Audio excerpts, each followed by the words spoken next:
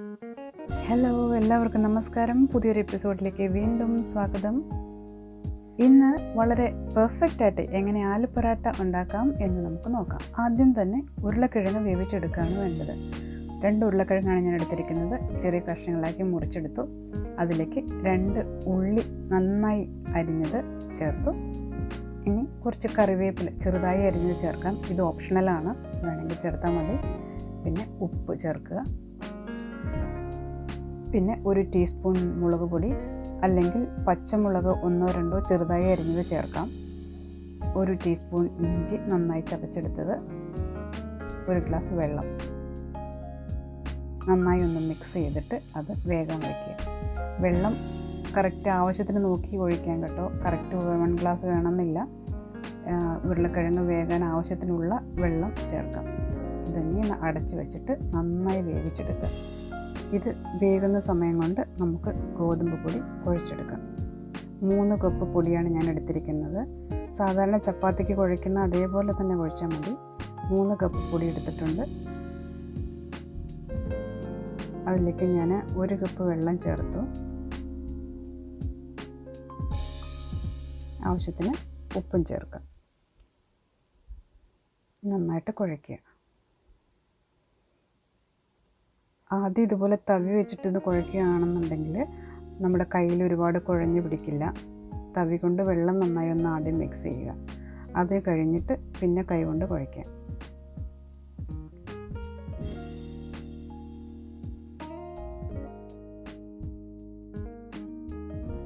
ഞാനൊരു 1/2 കപ്പ് വെള്ളം കൂടി ചേർക്കുകയാണ്, കുറച്ചുകൂടി ഒന്ന് മയമായിട്ട് വരാൻ വേണ്ടിയിട്ട്.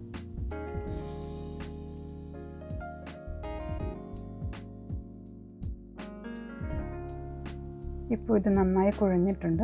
ഇനി കുറച്ച് നേരം കൂടി ഇങ്ങനെ നന്നായി കുഴച്ച് നല്ല മയമാക്കി എടുക്കണം, നല്ല സോഫ്റ്റാക്കി എടുക്കണം. ഇതാ ഇപ്പോൾ നല്ല സോഫ്റ്റായി വന്നിട്ടുണ്ട്.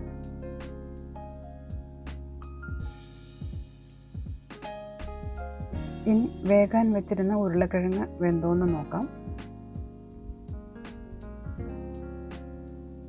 ഉരുളക്കിഴങ്ങ് വെള്ളമൊക്കെ വറ്റി നന്നായി വെന്തിട്ടുണ്ട്.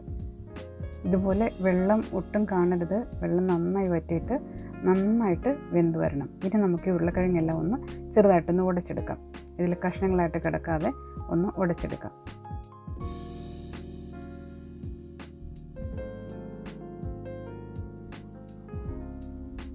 ഉരുളക്കിഴങ്ങ് നന്നായി ഉടച്ചെടുത്തിട്ടുണ്ട്.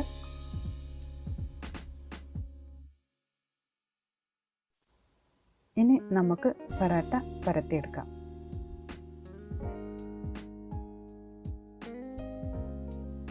കുറച്ച് മാവ് ഇങ്ങനെ എടുത്ത് നല്ല ഉരുളയാക്കി എടുക്കുക. ആദ്യം തന്നെ ഉരുളയാക്കി എടുക്കുമ്പോൾ പ്രത്യേകം ശ്രദ്ധിക്കണം, നല്ല ഉരുണ്ട് തന്നെ ഇരിക്കണം. അല്ലെങ്കിൽ നമ്മൾ പരത്തുമ്പോൾ റൗണ്ട് ഷേപ്പ് കിട്ടില്ല. അതുകൊണ്ട് നല്ല റൗണ്ടായിട്ട് തന്നെ വേണം ഉരുള ഉരുട്ടിയെടുക്കാനായിട്ട്. ഇതിപ്പോൾ നല്ല റൗണ്ടായിട്ട് വന്നിട്ടുണ്ട്. ഇനി ഇത് കയ്യിൽ വെച്ചിട്ട് വീണ്ടും ഒന്നുകൂടെ പരത്തിയെടുക്കുക. ഇപ്പോഴും ആ റൗണ്ട് ഷേപ്പ് കീപ്പ് ചെയ്യാൻ ശ്രമിക്കണം. റൗണ്ട് മാറിപ്പോകരുത്. നന്നായിട്ടൊന്ന് കയ്യിൽ വെച്ചൊന്ന് പരത്തിയെടുക്കുക.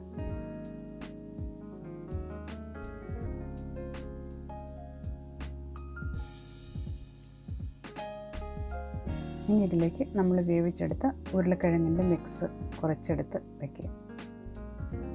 ഇനി ഈ ഉരുളക്കിഴങ്ങ് നന്നായി ഉള്ളിൽ ഇരിക്കുന്ന രീതിയിൽ ഇതിനെ നന്നായിട്ട് കവർ ചെയ്തെടുക്കുക. ഉരുളക്കിഴങ്ങ് നന്നായിട്ട് കവറാവണം, ഒട്ടും പുറത്തേക്ക് വരാൻ പാടില്ല. നന്നായി കവറാക്കി എടുക്കുക.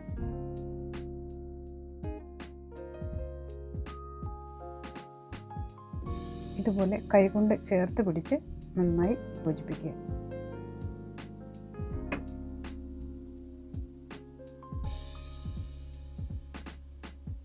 അപ്പോഴും റൗണ്ട് ഷേപ്പ് കീപ്പ് ചെയ്യാൻ ശ്രദ്ധിക്കണം. ഇനി ഇത് ചപ്പാത്തി പലകയിൽ വെച്ച് നന്നായി പരത്തിയെടുക്കുക. ആദ്യം തന്നെ കൈ കൊണ്ടൊന്ന് ചെറുതാക്കി പരത്തുക. കൈ കൊണ്ടൊന്ന് ചെറുതാക്കി പരത്തി അത് അപ്പോഴും റൗണ്ട് ഷേപ്പ് തന്നെ കീപ്പ് ചെയ്ത് വെക്കണം. എന്നിട്ട് കുറച്ച് പൊടി വിതറുക. അതിനുശേഷം പരത്തിയെടുക്കുക.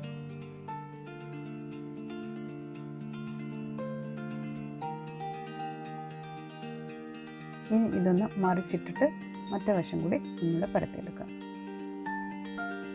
അവിടെയും കുറച്ച് പൊടി വിതറുന്നത് നല്ലതാണ്.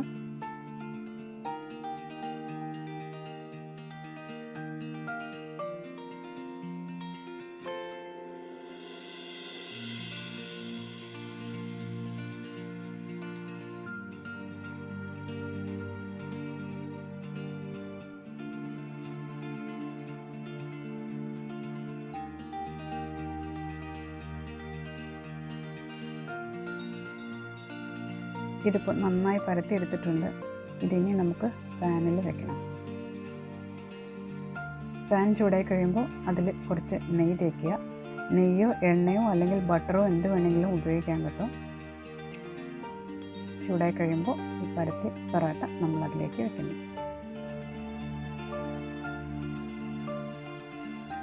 ഇത് വെന്ത് തുടങ്ങി കഴിയുമ്പോൾ അതിൻ്റെ മുകൾ ഭാഗത്തും കുറച്ചുകൂടെ നെയ്യ് തേച്ച് കൊടുക്കുക.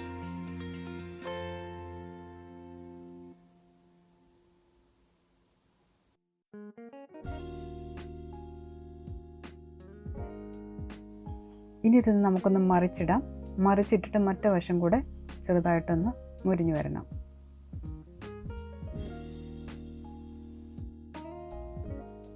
രണ്ട് വശവും ഒരേപോലെ മുരിഞ്ഞൊന്ന് നോക്കാം.